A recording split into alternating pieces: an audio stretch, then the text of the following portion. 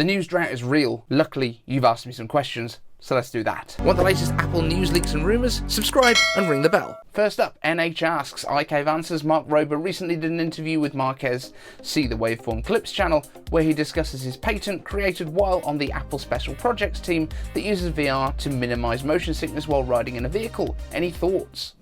Yes, and this is a really impressive little video that he put out. This is Marques Brownlee talking to Mark Rober, who is like one of the other biggest YouTubers on the planet, who only has to make like one video a month, but he makes these really cool sciencey videos. Yeah, he used to work at Apple and he kept it really quiet, and then he was asked to do some stuff, and he's like, I mean, the guy is presenting Jimmy Kimmel's show, I think, or has just presented it or something. But yeah, really interesting. Basically, he's been doing some work with Apple while he was there on using VR headsets to basically, or potentially even just like the virtual windows on the inside of a driverless vehicle to reduce the impact of motion sickness, because one of the big things with motion sickness is that you kind of get that when your ears and the balance sensors in your body don't line up with what your eyes are seeing, which is why if you sit in the back of a car you quite often get motion sick because you're not looking at the front of the car where you're going. When you're driving, you almost never get motion sick, but that's also because you kind of know what the car's about to do, because you're affecting what it's doing and kind of influencing the motion, if that makes sense. So with autonomous vehicles, then you wouldn't be getting that, and that's going to make a lot of people feel car sick, especially if they're spending that time working on laptops or doing a whole bunch of that sort of stuff. So what they were actually talking about was the idea that you would wear potentially a VR headset that would actually put the horizon behind your display, which would be sort of sitting off in the distance, and you would be able to use this VR display to put your work on. Yeah, it's really interesting, and yeah, Mark Rober, he was an Apple guy. Who knew? Thomas Rabenstein asks, iCave answers, I have a question that relates to Xcode and Swift. I want to get back into app programming after a long break and have already come up with a project.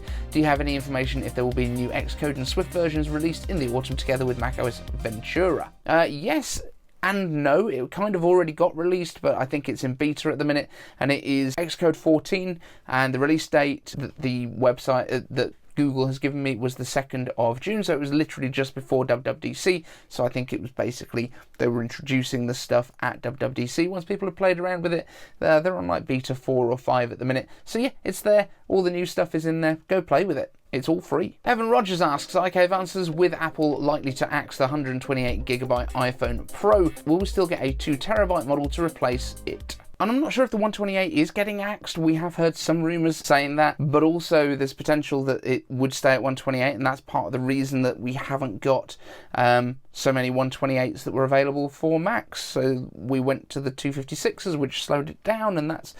yeah, I think that is a potential that the 128s might be going in the more mainstream phones. There have been rumours that 128 might be axed as part of the price increase, so you get 256 base model, but it's slightly more expensive, and people might kind of be okay with that being offset. I'm not sure either way, but I think Apple might need to go up to a 2TB model on the iPhone Pros, especially if we're going to get 8K video recording, because it's just going to fill the things up so quickly, and yeah, that's definitely a potential, but I'm still not sure about 128 going away. I think it should perhaps move to the base model though. Pax and Peace asks, iCave answers, what will be the next step for unified memory sizes? We've seen 4 or 8GB for many years now, as well as 16 and 32 and 64 for Pro models and Mac and PC.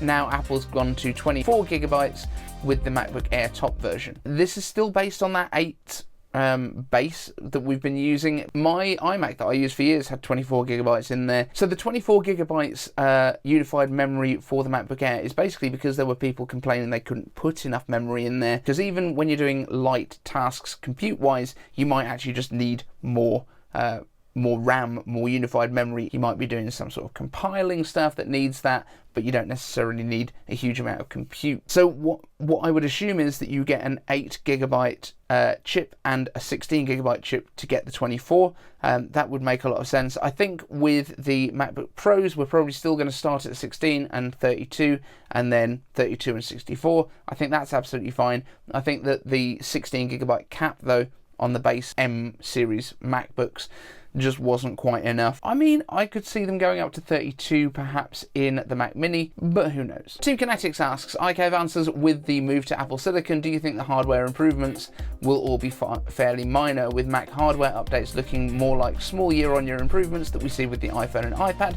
If so, will it be software updates that make bigger difference to the users? Might we see some software features locked to newer hardware to encourage upgrades? And I think this is a little bit of a misunderstanding of what happens. So if you look back, every year the Mac updates were quite minor. I think we were just spoiled by the jump between Intel and Apple Silicon, and now the updates year-on-year, performance-wise at least, will be more iPhone-like. So 15 to 20% performance increases year-on-year with the M series chips as they get upgraded.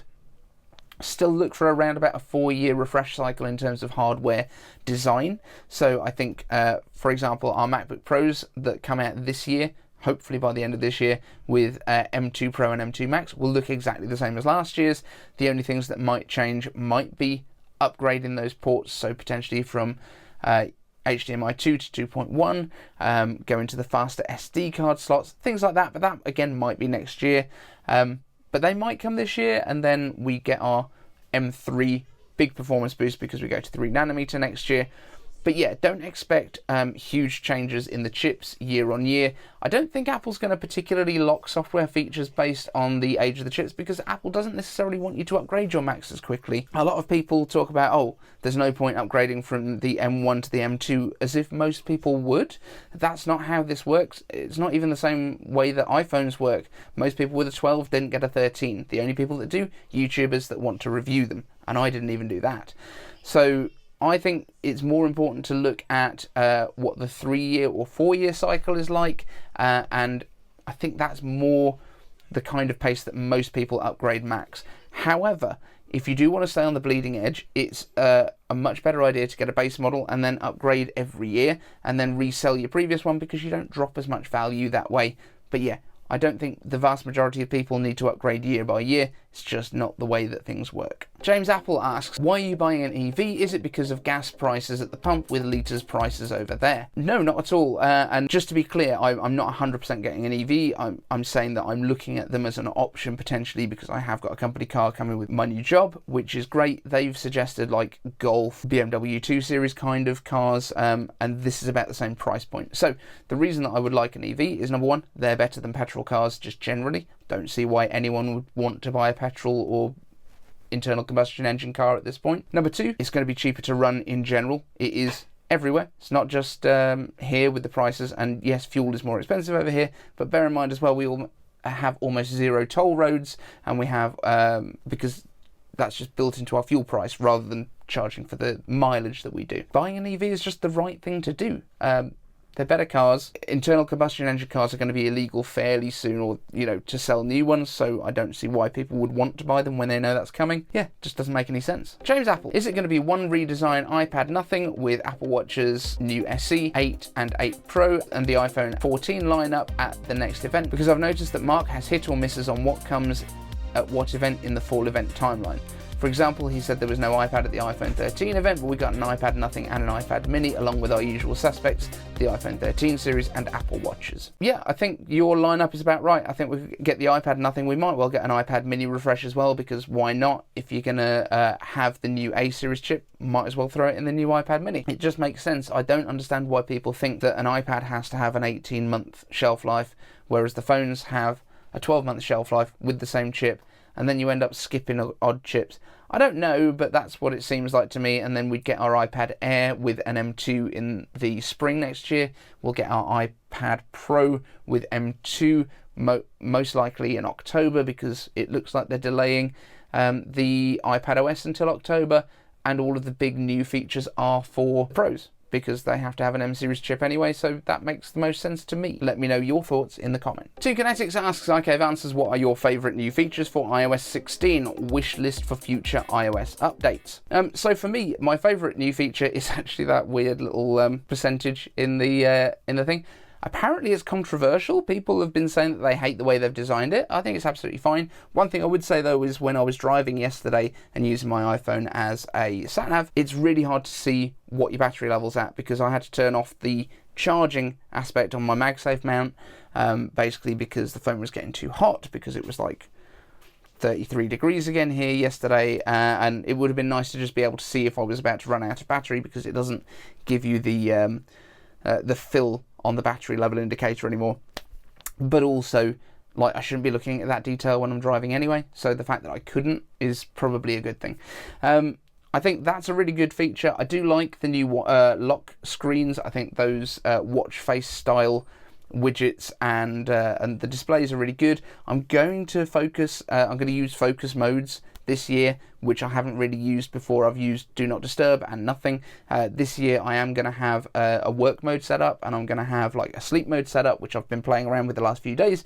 Hopefully we'll get a video out on that fairly soon, and I do want to use some more of those bits. But another thing that I want to focus on the channel is not about the features that are going to come with the latest phones, although I'm hopefully going to get one of the new phones, but I'm actually thinking I might hold off and not buy them immediately. I might wait for some reviews and then upgrade this year, which is weird for me, but I think it makes sense, because I'm not really sure at this point, pre-event, which one I would go for.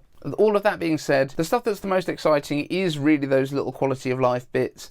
I think the new lock screens are great. And live captioning, I want to see how well that works, and if you can then use it somehow into videos. I would really like that live captioning to be something that they bring to Final Cut, so that you can put automatic subtitles onto your videos as a subtitle track, as opposed to being like baked into the video itself. I think that would be a really good feature, especially if you can just edit them if it makes little mistakes. That would be so much easier than trying to subtitle a whole video. Helps for accessibility, all makes sense for what Apple wants to happen. So fingers crossed Apple is watching this, and that's something that they do. That's it for this one, guys. Thank you so much for watching. We'll see you in the next one. Thanks, Patreons. Want the latest Apple news, leaks and rumours? Subscribe and ring the bell.